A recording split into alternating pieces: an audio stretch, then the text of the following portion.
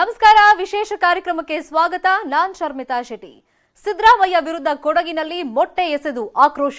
ಕೆರಳಿದ ಸಿದ್ದು, ಕಾಂಗ್ರೆಸ್ ಕೆಂಡ. ಸಿದ್ದರಾಮೋತ್ಸವ ಸುನಾಮಿಗೆ ಬಿಜೆಪಿಯಲ್ಲಿ ಸೃಷ್ಟಿಯಾಯ್ತಾ ಕಂಪನ? ಒನ್ ಅಂಡ್ ಓನ್ಲಿ ಸಿದ್ದು ಮಾತ್ರ ಪದೇ ಬಿಜೆಪಿಗೆ ಟಾರ್ಗೆಟ್ ಆಗ್ತಾ ಇರೋದಕ್ಕೆ ಕಾರಣ ಏನು? ಸಿದ್ದರಾಮಯ್ಯ ವಿರುದ್ಧ ಬಿಜೆಪಿ ಆಕ್ರೋಶ ಸ್ಫೋಟಗೊಳ್ಳೋದ್ಯಾಕೆ? ಟಾರ್ಗೆಟ್ ಟಗರು ಇನ್ಸೈಡ್ ಸ್ಟೋರಿ ನಿಮ್ಮ ಮುಂದೆ. ಸಿದ್ದು ಮೇಲೆ ಮೊಟ್ಟೆ ದಾಳಿ, ಕೆರಳಿದ ಟಗರು, ಕೈಪಡೆ ಕೆಂಡ.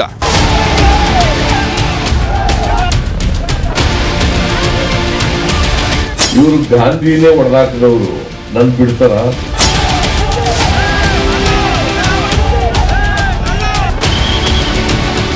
ನಾಲ್ಕು ಕಡೆ ಅರೇಂಜ್ ಮಾಡ್ಕೊಂಡಿದ್ದಾರೆ. ಕಡೆಯಕ್ಕೆ ಆಯ್ತಿರ್ಲಿಲ್ಲ ಪೊಲೀಸ್ ನೌಕರಿಯಲ್ಲಿ. ಈಗ ಚೀಫ್ ಮಿನಿಸ್ಟರ್ ಬಂದ್ರೆ ಸಪೋರ್ಟ್ ಹಿಡ್ಕೊಳ್ಳಿ ಅಂತ ಬಿಟ್ಬಿಡ್ತಾರ ಪೊಲೀಸ್ನವರು. ಇದು ಒಳಕಾಕಾಯ್ತಿರ್ಲಿಲ್ಲ ಅವ್ರಿಗೆ, ನಮ್ಗೆ ಹೊಡಿತಾರಲ್ಲ. ಏನ್ ಪೊಲೀಸ್ನವ್ರು ಏನ್ ತಿಳ್ಕೊಂಡಿದ್ದೀರಿ ನೀವು? ಬಿಜೆಪಿ ಅವರು ಊಟ ಹೊಡ್ಕೊಂಡು ಕೂತಿರ್ತಾರೆ ಅಂತ ತಿಳ್ಕೊಂಡಿದ್ದೀರಾ ನೀವು? ಅವ್ರನ್ನ ಬೀದಿಲ್ ಬಿಟ್ಟು ಆಟ ಆಡಿಸ್ತೀರಾ? RSS ಕಾರ್ಯಕರ್ತರನ್ನ ನಮ್ ಕಾರ್ಯಕರ್ತರು ಬರಕ್ ಬರಲ್ಲ. ಅದು ಮಾಡಕ್ಕೆ ಅವ್ರ ಮಿನಿಸ್ಟರ್ ಬಂದಾಗ, ಅವ್ರ ಚೀಫ್ ಮಿನಿಸ್ಟರ್ ಬಂದಾಗ ಮಾಡಕ್ ಬರಲ್ಲ. I am a leader of the opposition. ಸಿದ್ದರಾಮೋತ್ಸವದ ಸುನಾಮಿಗೆ ಬಿಜೆಪಿಯಲ್ಲಿ ಕಂಪನ ಸೃಷ್ಟಿಯಾಯ್ತಾ?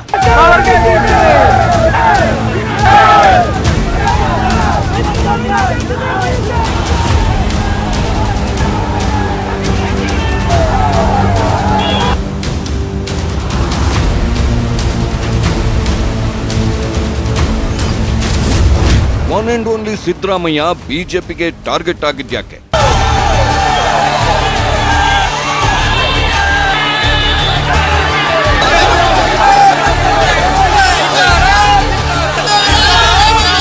ನಾನು 26ನೇ ತಾರೀಕು ಬರ್ತಾ ಇದ್ದೀನಿ. ಪೊಲೀಸ್ನವ್ರ ವಿರುದ್ಧ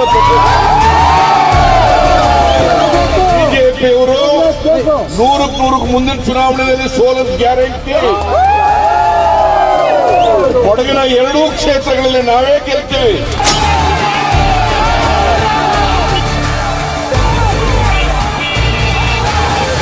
ಕರ್ನಾಟಕದಲ್ಲಿ ಒನ್ಸ್ ಅಗೇನ್ ಕಮಲ ಅರಳಿಸೋಕೆ ಹೊರಟಿರೋ ಬಿಜೆಪಿಗೆ ಸಿದ್ದರಾಮಯ್ಯ ಅವರೇ ಟಾರ್ಗೆಟ್. ಇನ್ನೊಂದು ಕಡೆ ಜೆಡಿಎಸ್ಗೂ ಸಿದ್ದರಾಮಯ್ಯ ಅವರೇ ವಿಲನ್. ಆ ಕಡೆ ಬಿಜೆಪಿ ಹೈಕಮಾಂಡ್ ನಾಯಕರು ರಾಜ್ಯಕ್ಕೆ ಬಂದ್ರು, ಆಗ್ಲೂ ಇವರೆಲ್ಲರ target one and only Siddaramaiah. ಹೀಗೆ ಟಾರ್ಗೆಟ್ ಆಗೋದಿಕ್ಕೆ ಕಾರಣ 10. ಅದರಲ್ಲಿ ಸಿದ್ದು ಮಾತಿನ ವೈಖರಿಯೂ ಒಂದು. ಹೌದು, ಮಾತಿನಲ್ಲಿಯೇ ಶತ್ರುಗಳ ಬಾಯಿ ಮುಚ್ಚಿಸುವಂತೆ ಮಾಡೋ ಶಕ್ತಿ ಸಿದ್ದರಾಮಯ್ಯನವರದ್ದು. ಹೀಗಾಗಿನೇ ಬಿಜೆಪಿ ಹೈಕಮಾಂಡ್ಗೂ ಸಿದ್ದರಾಮಯ್ಯ ಮೂಗಿನ ಮೇಲೆ ಬೆರಳಿಡುವಂತಹ ಟಾಂಗ್ ಕೊಡ್ತಾರೆ. BSY, ಬೊಮ್ಮಾಯಿ, ನಳಿನ್ ಕುಮಾರ್ ಕಟೀಲ್ ಬಾಯ್ ಬಿಡೋಕ್ ಮುಂಚೆಯೇ ಸಿದ್ದರಾಮಯ್ಯ ಮಾತಿನ ಪಂಚ್ ಕೊಡ್ತಾರೆ. ಹೀಗಾಗಿ ಬಿಜೆಪಿ ಜೆಡಿಎಸ್ ಸೇರಿ ಕಾಂಗ್ರೆಸ್ನ ಎಲ್ಲ ಎದುರಾಳಿಗಳಿಗೂ ಸಿದ್ದರಾಮಯ್ಯ ಟಾರ್ಗೆಟ್ಟೆ. ಆದ್ರೆ ಇವೆಲ್ಲದಕ್ಕೂ ತಕ್ಕ ಉತ್ತರ ಕೊಡುತ್ತಾ ಅಬ್ಬರಿಸುತ್ತಲೇ ಬಂದಿರೋ ಸಿದ್ದುಗೆ ದಾರಿಯುದ್ದಕ್ಕೂ ಸವಾಲಿನ ಮೇಲೆ ಸವಾಲು ಎದುರಾಗ್ತಾನೇ ಇದೆ. ಪ್ರತಿಭಟನೆ, ಆಕ್ರೋಶ, ಘೇರಾವ್ನ ಬಿಸಿ ತಡ್ತಿದೆ.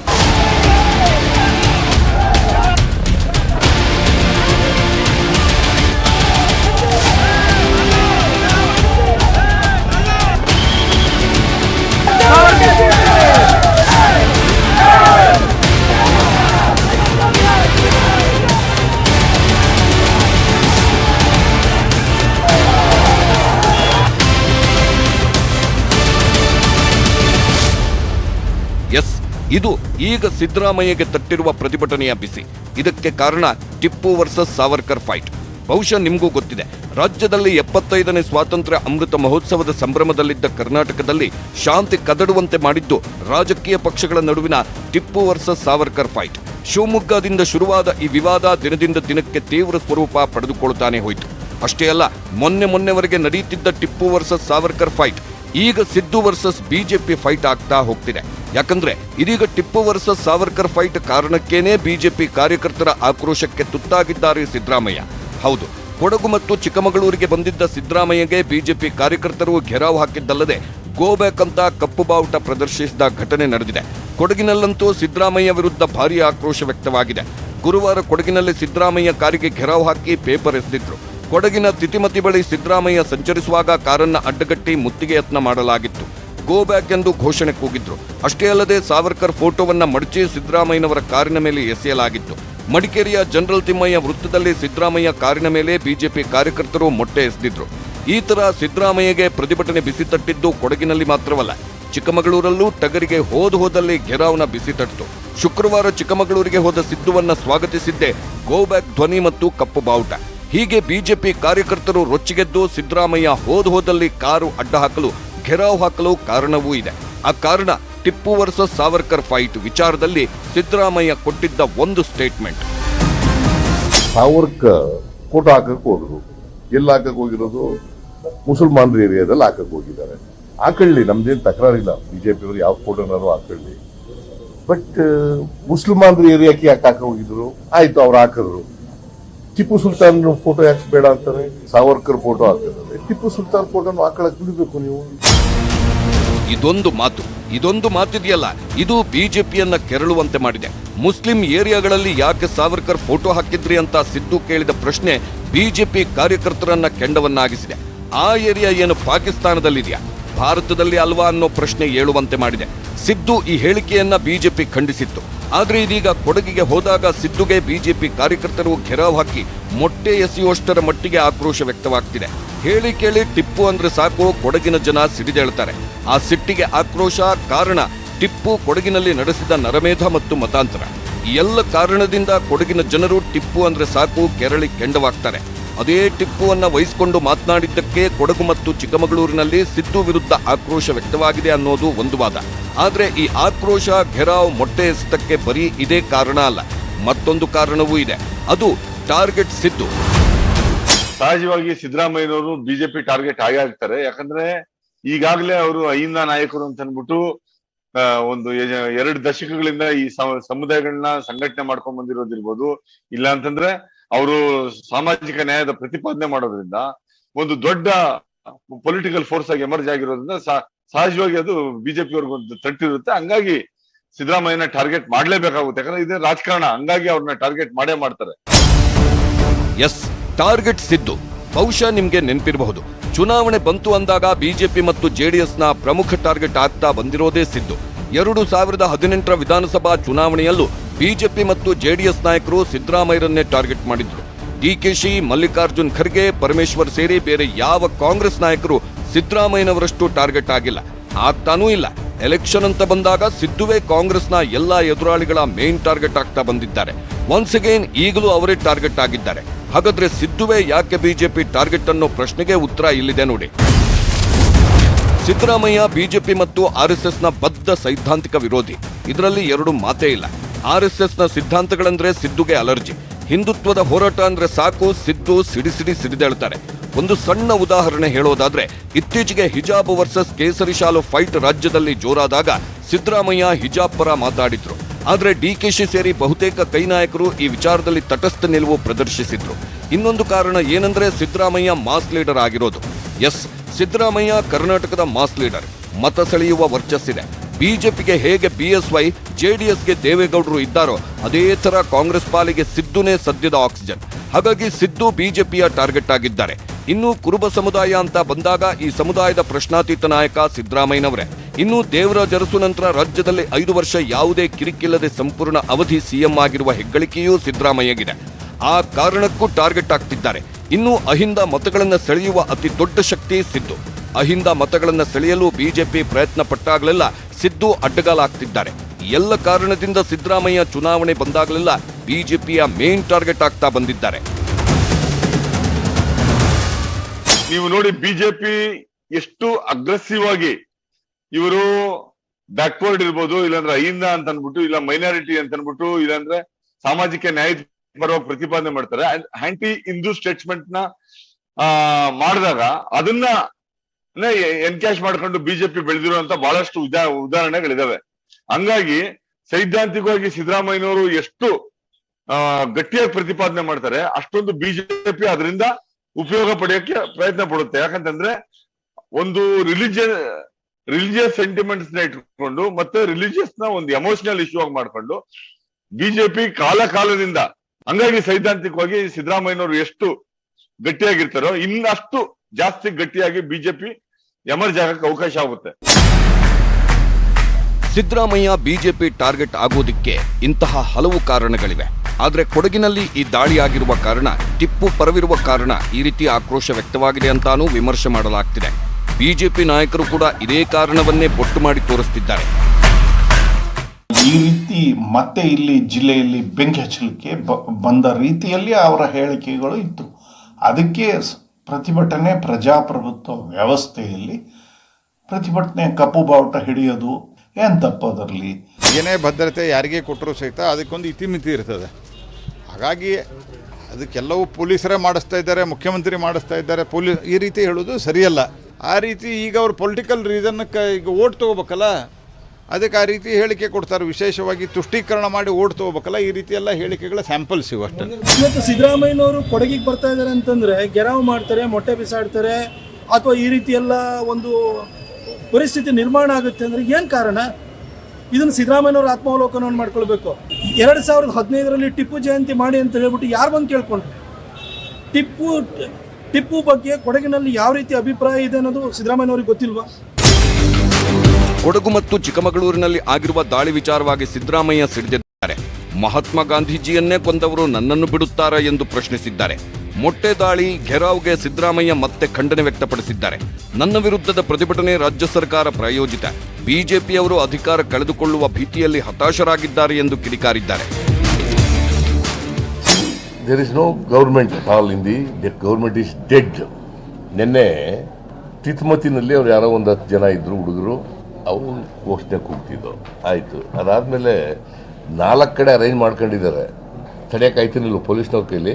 ಒಂದು ರೀತಿ ಬಿಜೆಪಿಯವರು ರಾಜ್ಯದಲ್ಲಿ ಹತಾಶರಾಗಿದ್ದಾರೆ. ಇವರು ಗಾಂಧಿನೇ ಹೊಡೆದಾಕಿದವರು ನನ್ ಬಿಡ್ತಾರ?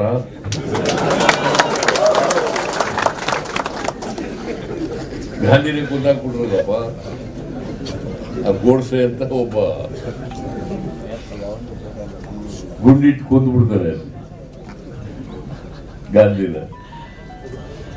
ಅವನ್ ಫೋಟೋ ಇಟ್ಕೊಂಡು ಪೂಜೆ ಮಾಡ್ತಾರೆ. ಕಾಂಗ್ರೆಸ್ ಪಕ್ಷ ಮತ್ತು ಸಿದ್ದು ಪರ ಅನುಕಂಪ ಸೃಷ್ಟಿಯಾಯಿತಾ? ಹಿರಿಯ ರಾಜಕಾರಣಿ, ಪ್ರತಿಪಕ್ಷ ನಾಯಕ, ಎಲ್ಲಕ್ಕಿಂತ ಹೆಚ್ಚಾಗಿ 5 ವರ್ಷ ಅಧಿಕಾರಾವಧಿ ಪೂರೈಸಿದ ಮಾಜಿ ಸಿಎಂ ಸಿದ್ದರಾಮಯ್ಯ ಇಂತಹ ನಾಯಕರ ಕಾರಿನ ಮೇಲೆ ಮೊಟ್ಟೆ ಎಸೆದಿದ್ದನ್ನ, ದಾಳಿಗೆ ಪ್ರಯತ್ನಿಸಿದ್ದನ್ನ ಖಂಡಿಸಿದ್ದಾರೆ ಸಿಎಂ ಬೊಮ್ಮಾಯಿ.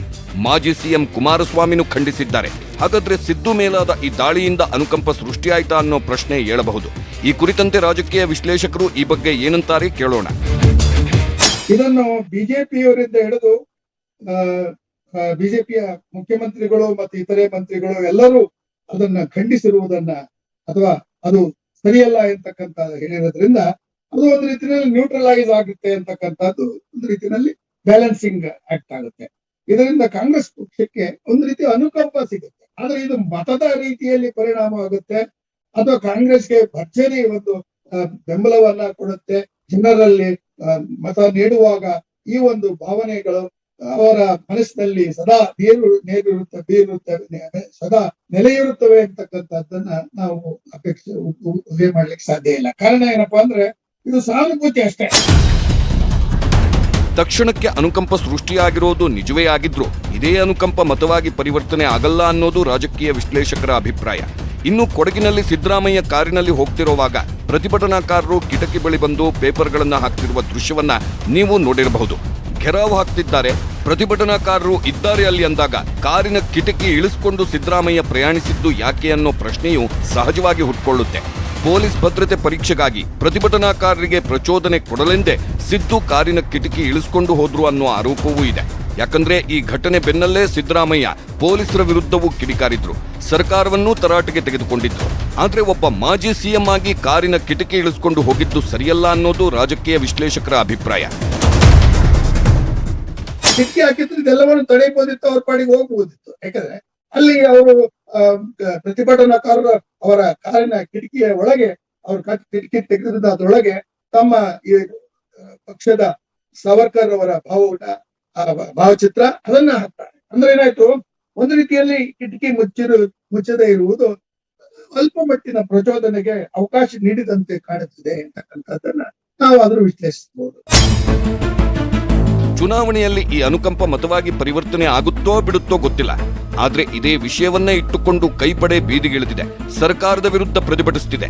ಈಗಾಗಲೇ ರಾಜ್ಯದಲ್ಲಿ ಕಾನೂನು ಸುವ್ಯವಸ್ಥೆ ಇಲ್ಲ ಅನ್ನೋ ಆರೋಪದ ನಡುವೆ ವಿಪಕ್ಷ ನಾಯಕ ಮಾಜಿ ಸಿಎಂ ಆಗಿರುವ ಸಿದ್ದರಾಮಯ್ಯ ಕಾರಿನ ಮೇಲಾದ ಈ ಅಟ್ಯಾಕ್ನಿಂದ ಮತ್ತಷ್ಟು ಹಿನ್ನಡೆಯಾಗಿದೆ ಅನ್ನೋ ಅಭಿಪ್ರಾಯ ವ್ಯಕ್ತವಾಗ್ತಿದೆ.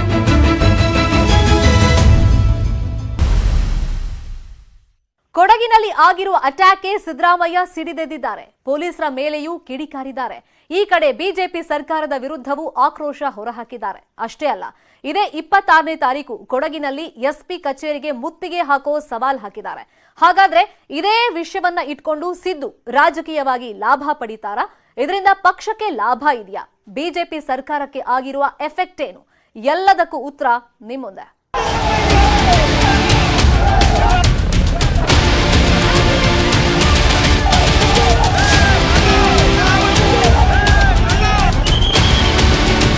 ನಾನು 26ನೇ ತಾರೀಕು ಬರ್ತಾ ಇದ್ದೀನಿ. ಪೊಲೀಸ್ನವ್ರ ವಿರುದ್ಧ ತಮಾಷೆ ಆಡ್ತೀರಾ? 26ನೇ ತಾರೀಕು ನೀವೆಲ್ಲರೂ ಕೂಡ ಬರಬೇಕು. ಎಸ್ಪಿ ಕಚೇರಿ ಮುತ್ತಿಗೆ. ಬಿಜೆಪಿಯವರು 100% ಮುಂದಿನ ಚುನಾವಣೆಯಲ್ಲಿ ಸೋಲದ ಗ್ಯಾರಂಟಿ. ಕೊಡಗಿನ 2 ಕ್ಷೇತ್ರಗಳಲ್ಲಿ ನಾವೇ ಗೆಲ್ತೀವಿ. ಎಸ್, ಇದು ಕೊಡಗಿನಲ್ಲಿ ತಮ್ಮ ಕಾರ್ ಮೇಲೆ ಬಿಜೆಪಿ ಕಾರ್ಯಕರ್ತರು ಮೊಟ್ಟೆ ಎಸೆದು ಪೇಪರ್ ಎಸೆದು ಘೆರಾವ್ ಹಾಕಿದ ನಂತರ ಸಿದ್ದರಾಮಯ್ಯ ಹಾಕಿದ ಸವಾಲು.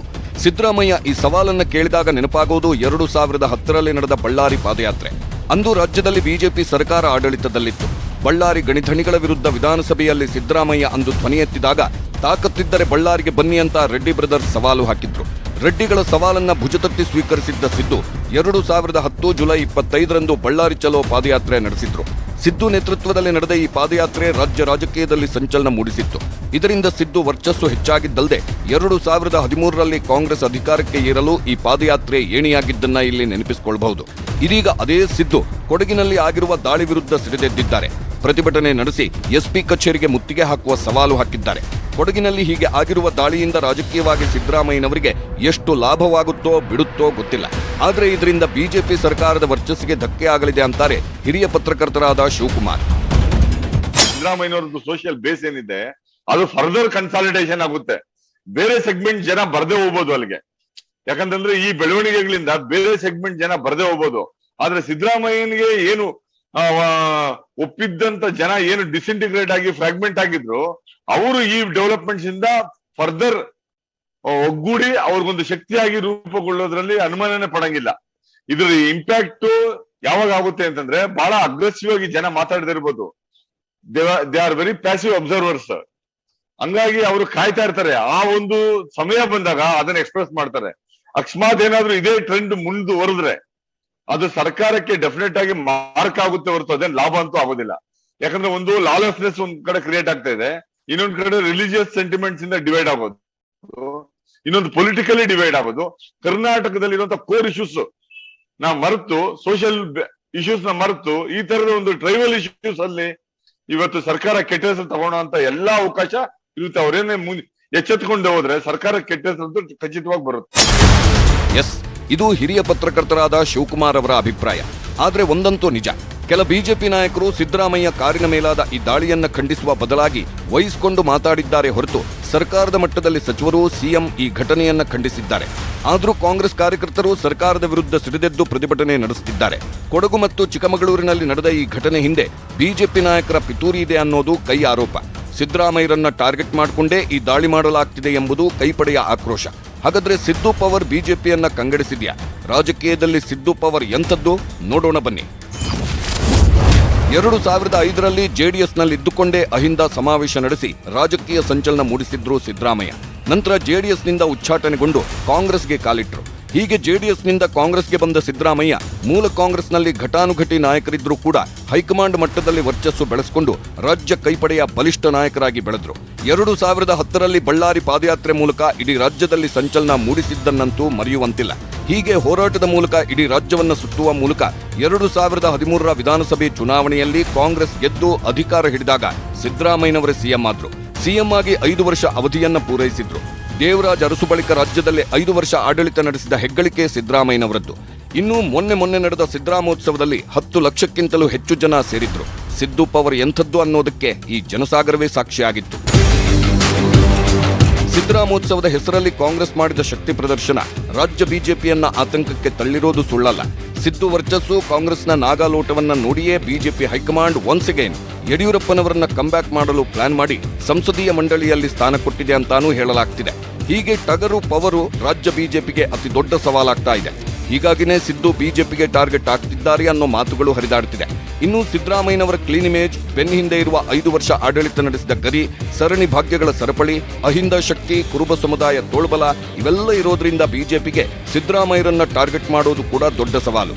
ಹೀಗಾಗಿ ಇದೀಗ ಟಿಪ್ಪು ವರ್ಸಸ್ ಸಾವರ್ಕರ್ ವಿಚಾರದಲ್ಲಿ ಸಿದ್ದರಾಮಯ್ಯ ಆಡಿರುವ ಮಾತನ್ನೇ ಇಟ್ಟುಕೊಂಡು ಟಗರು ಪೊಗರು ಇಳಿಸಲು ಬಿಜೆಪಿ ಪ್ಲಾನ್ ಮಾಡುತ್ತಿದೆ ಅನ್ನೋ ಮಾತುಗಳು ರಾಜಕೀಯ ವಲಯದಲ್ಲಿ ಕೇಳಿಬರ್ತಿದೆ. ಒಟ್ಟಿನಲ್ಲಿ ಶಿವಮೊಗ್ಗದಲ್ಲಿ ನಡೆದ ಟಿಪ್ಪು ವರ್ಸಸ್ ಸಾವರ್ಕರ್ ಫೈಟ್ ಇದೀಗ ಕೊಡಗಿನಲ್ಲಿ ಸಿದ್ದು ವರ್ಸಸ್ ಬಿಜೆಪಿ ಫೈಟ್ ಆಗಿ ತಿರುವು ಪಡ್ಕೊಂಡಿದೆ. ಚಿಕ್ಕಮಗಳೂರಿನಲ್ಲೂ ಸಿದ್ದುಗೆ ಪ್ರತಿಭಟನೆ ಬಿಸಿ ತಟ್ತಾ ಇದೆ.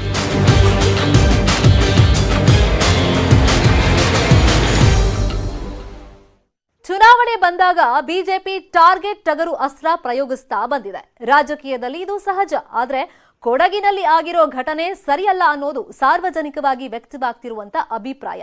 ಹೀಗಾಗಿ ಈ ಘಟನೆಯನ್ನ ಸಿಎಂ ಬೊಮ್ಮಾಯಿ ಖಂಡಿಸಿದ್ದಾರೆ. ಇದಾಗಿತ್ತು ಇವತ್ತಿನ ಸ್ಪೆಷಲ್ ಎಪಿಸೋಡ್. ನೋಡ್ತಾ ಇರಿ ನ್ಯೂಸ್ 18 ಕನ್ನಡ. ಜಾಲ ನಮ್ಮದು, ಬಲ ನಿಮ್ಮದು.